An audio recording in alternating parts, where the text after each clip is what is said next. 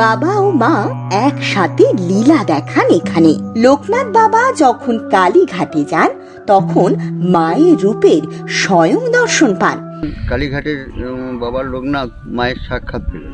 বাবা লোকনাথ স্বয়ং এখানে এসেছিলেন ফল প্রসাদ খেতে। তারপরে যখন পিছন ফিরে চেয়ে দেখছি তা সে ভদ্রলোক আর নেই। মা নিজের ইচ্ছে মতো মন্দিরের সাধককে স্বপ্নে দেখা দেয়। মা আমাকে অনেকবার স্বপ্ন আদেশ দেন বা মায়ের রূপ দর্শন পেয়ে যায়। একটা মেয়ে ছেলে রূপ ধারণ করে চলে এলো খেপি বেশ ধারণ করে। বাবা স্বয়ং গিয়েছিল হাসপাতালে। তখন নাকি বলছে বাবা লোকনাথ আমার কাছে গেলেন, মাথায় হাত বুলিয়ে দিলেন। সেইখান থেকে হঠাৎই বাবা অদৃশ্য হয়ে যায়। সেই শব্দের দিকে যখন চেয়ে দেয় তখন তারপর দেখে যে বাবা লোকনাথ আর নেই। বহুবার বাবা লোকনাথ অনেক ভক্তকে দর্শন দিয়ে।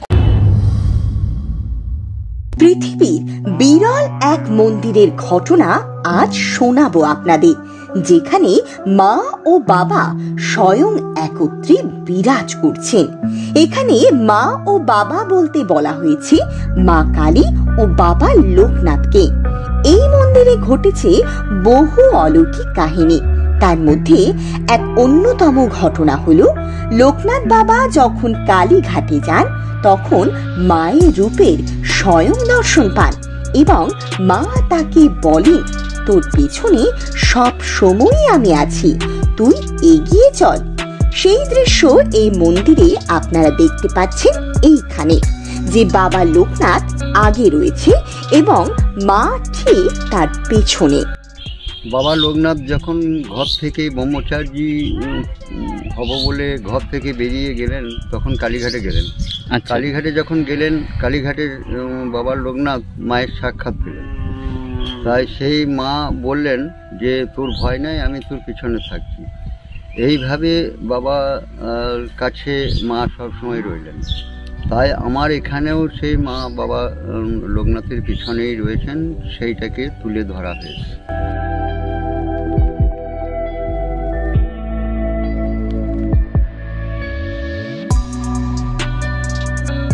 বাবা ও মা একসাথে লীলা দেখান এখানে। মা ও বাবার আরো বহু বিচিত্র অলৌকিক ঘটনা রয়েছে এখানে। মন্দিরের সাধক বলেন, আমি এই ছোট্ট ছোট্ট বাচ্চা বাচ্চা ছেলে মেয়েদের সাথে মা ও বাবাকেও দেখতে পাই। মা ও বাবার ক্ষমতার আরো একটা উদাহরণ হলো কোনো কারণ ছাড়াই অলৌকিকভাবে নিত্য সেবার বিভিন্ন জিনিসপত্র আপনি থেকেই জোগাড় হয়ে যায়। সত্যি এই মায়ের লীলা ছাড়া আর কি হতে পারে। এখানে বাবাও একদিন এই মন্দিরে সাধককে দর্শন দেন। বাবা লোকনাথ স্বয়ং এখানে এসেছিলেন ফল প্রসাদ খেতে। শুনুন সেই ঘটনা। ফল টল কাটার জন্য আমি তৈরি হচ্ছি, এমন সময়ে একজন ভদ্রলোক এলেন, ঠিক বাবা লোকনাথের মতনই খানিকটা দেখতে এবং তার মতো হাইট এবং তার মতোই লম্বা চেহারা, বেশ ফিটিং। এসে সে আমার পিছনে বসলো, আমাকে এসে জিজ্ঞেস করলো যে তুই কী করছিস। আমি বললাম যে আমি তো বাবাকে মাকে সেবা দেওয়ার জন্যে এই ফল টল কাটছি। ধের খেপা, ফল টল কেটে কী করবি, কই আমাকে দে। নিয়ে আমার মনটা কেমন লাগলো যে এটা বাবাকে দেবো না একে দেবো। নিয়ে আমার মনে হলো যে বাবা লোকনাথ বললেন যে অনেক সময় বলতেন যে ক্ষুধার্ত লোককে যা দিবি সেটুকু আমি পাই। তা আমার তো এখন মনে হলো যে ক্ষুধার্ত লোক তো আমি বাবাকে না দিয়ে মাকে না দিয়ে আমি কিন্তু ওই ভদ্রলোককে দিলাম। তিনি সেবা করছেন। আরও অল্প কিছু ফল টল ছিল, সেটা যখন কাটতে কাটতে তারপরে যখন পিছন ফিরে চেয়ে দেখছি তা সে ভদ্রলোক আর নেই এবং কয়েকটা জন ছেলে ছিল। তাদেরকে বললাম, দেখো এখানে যে একটা ভদ্রলোক এলেন, তিনি কোন দিকে গেলেন। তারপরে তার আর দেখাও পায় না, তার কোনো সাক্ষাৎও হয় না। বাবা লোকনাথ অনেকবার এসেছেন।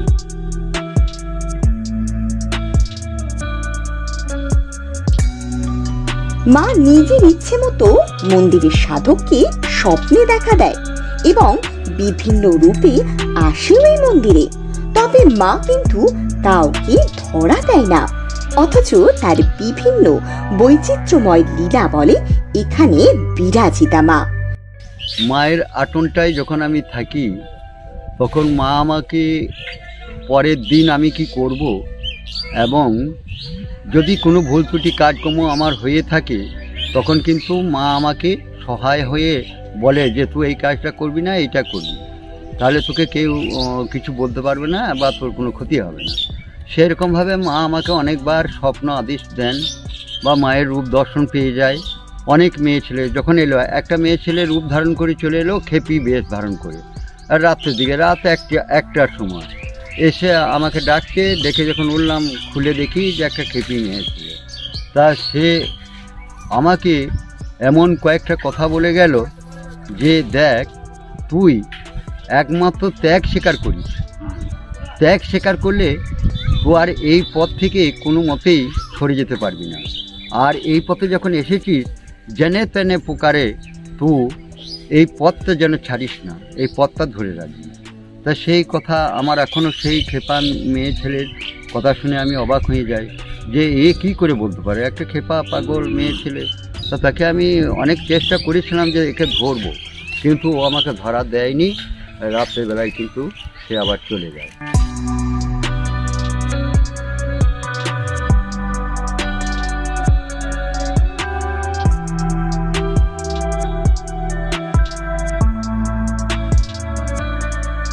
মন্দিরের দেওয়ালে রয়েছে বিভিন্ন দেবদেবীর মূর্তি, লোকনাথ বাবার পানীয়, যেগুলো মেনে চললে হয়ে ওঠা যায় জীবনের এক প্রকৃত ও আদর্শ মানুষ। এই মন্দিরে আসলে সকল সমস্যার সমাধান হয় সহজেই। যেমন অনেক ভক্ত বলছেন যে আমি একটা মানসিক করেছিলাম বাবাকে, আমার মানে ছেলের যখন খুব শরীর খারাপ হয়েছিল তখন বাবা লোকনাথকে মানসিক করলাম, তা সেই ছেলেটি আমার সঙ্গে সঙ্গে সুস্থ হয়ে গেল। বুঝে বেশ। আবার যেমন অ্যাক্সিডেন্ট ক্ষেত্রে 2-3টে অ্যাক্সিডেন্ট এখানে এলো, এসে বাবার কাছে বললো এবং কান্নাকাটি করে বলতে থাকলো যে আমার স্বামী যেন বেঁচে যায়। তা সত্যিকারেই বাবা লোকনাথের সেই পুষ্প তাদেরকে দিয়ে দিলাম, তাদের মাথায় ঠেকিয়ে দিয়ে এবং শরীরে ঠেকিয়ে দিয়ে দেখা যায় যে সে দ্রুত বেগে সুস্থ হয়ে উঠল।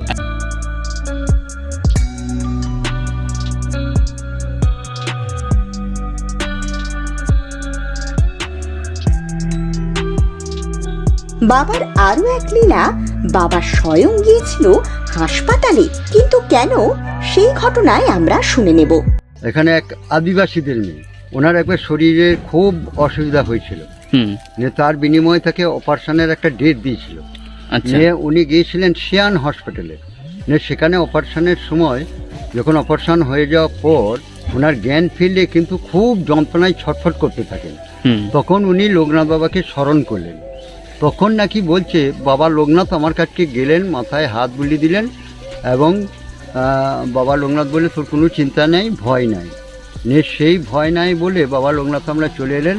তারপরে উনি দেখে যে আমার শরীর থেকে কোনো ব্যথা যন্ত্রণা সব কিন্তু দূরীভূত হয়ে গেছে।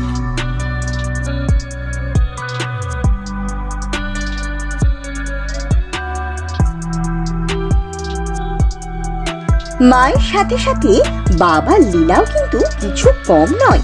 বাবা সর্বদা ভক্তদের মাঝেই বিরাজমান। বাবা ভক্তবৃন্দদের সাধক রূপে দেখা দেয়। অনেক ভক্ত আমাকে বলছে, এই তুমি কোথায় গিয়েছিলে? আমি বললাম আমি কোথায় যাবো, তুমি জয়দেবের রয়েছিলে। আমি বললাম না না, জয়দেব তা হতে পারে, তোমরা দেখেছো, কিন্তু আমি জয়দেবের ছিলাম না। ওরা আমাকে যেমন জয়দেব দেখছে বাবা লোকনাথের রূপে।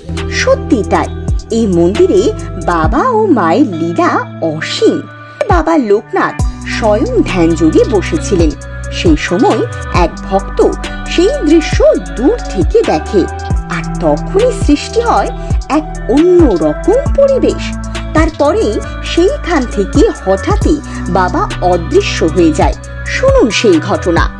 বাবা লোকনাথ ধ্যান যোগে বসে রয়েছেন, এরকম একটা মূর্তিতে এক ভক্ত দেখছেন। দেখতে দেখতে মনে হলো যে বাবা লোকনাথই বটে, আমি বাবা লোকনাথের কাছে যাব, সাক্ষাৎ করব বা বাবার সঙ্গে আমি কথা বলবো। এরকম একটা মনে মনে ভাবতে ভাবতে ও ধীরে ধীরে এগিয়ে আসছে। কিন্তু এগিয়ে আসাকালীন গাছের মধ্যে পাখি হোক যাই হোক কিছু একটা থাকে, শব্দ একটা আসে। সেই শব্দের দিকে যখন চেয়ে দেয় তখন তারপর দেখে যে বাবা লোকনাথ আর নেই। এরকম বহুবার বাবা লোকনাথ অনেক ভক্তকে দর্শন দিয়ে। যদা যদা হি ধর্মশ্চ গ্লানি ভবতি ভারত অভূখণ্ডলম ধর্মশ্চ তথাত্মানাং সুজামাহম পরিত্রাণায় চ সাধুনাং বিনাশায় চ দুষ্টিতম ধর্ম স্থাপনায় সম্ভবামি যুগে যুগে।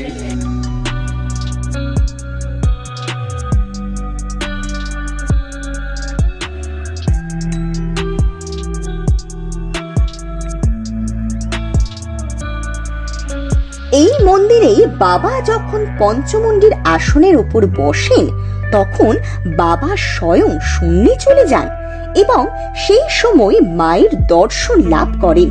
শুধু তাই নয়, সঙ্গে বহু দেবদেবীরও দর্শন লাভ করেন তিনি।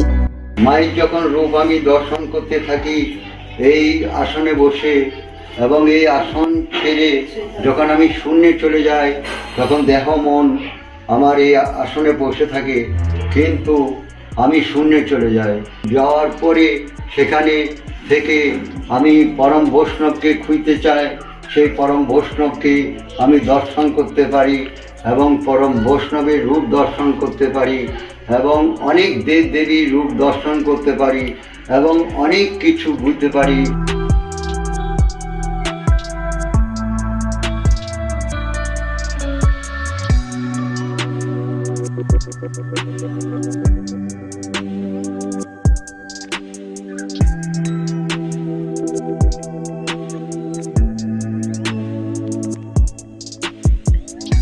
বাবা বলেন, মানুষকে ভালোবাসতে পারলে এবং মানুষের জন্য মন প্রাণ আকুল হয়ে উঠলে একজন প্রকৃত মানুষ হওয়া যায়। মানুষের সেবা করলে বাবা লোকনাথ স্বয়ং সেবা পায় বলেন তিনি। এবং আমি সত্যিকারই মানুষকে ভালোবাসতে শিখেছি, মানুষকে সেবার জন্য আমার মন প্রাণ যেন আকুল হয়ে ওঠে। এইভাবেই বাবা লোকনাথ বললেন যে যে কোনো মানুষের তুই সেবা করবি তাহলেই আমি সেবা পাবো। যারা সত্যিকারী দরিদ্র মানুষ তাদের সেবার মাধ্যম দিয়ে আমার সেবা হতে থাকে। তখন থেকে আমার সত্যিকারী একটা জ্ঞান লাভ হলো যে সেবার মাধ্যম দিয়ে ঈশ্বরকে পাওয়া যায়। হাজার হাজার মানুষের সেবার যোগ্য হরিনাম সংকীর্তন, এই গান বাজনার মাধ্যম দিয়ে এই ধর্মীয় অনুষ্ঠান অনুষ্ঠিত হতে চলেছে। জয় গুরু মা, জয় গুরু, জয় জয় গুরু লোকনাথ, জয় গুরু লোকনাথ, জয় গুরু লোকনাথ। রণে বনে জলে জঙ্গলে যখনই বিপদে পড়িব তখনই তুমি আমায় স্মরণ করিও, আমি রক্ষা করিব। এই মন্দিরের গর্ভগৃহে সৃষ্টি করা হয়েছে এক ছোট্ট বৃন্দাবন। সেটি কি রূপ দেখুন।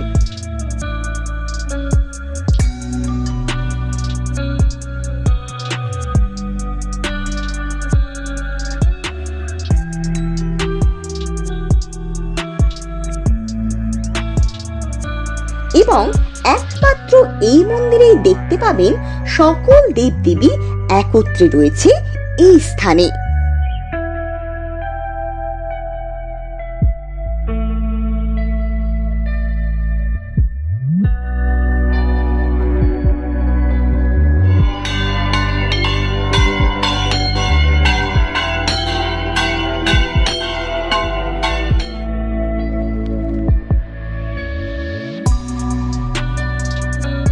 মা ও বাবার এই মন্দিরে একবার হলেও আপনাদের মনে ইচ্ছে হচ্ছে এই বিরল মন্দিরে যাব কিভাবে, তাই তো তার সহজ উপায় আপনাদের বলি।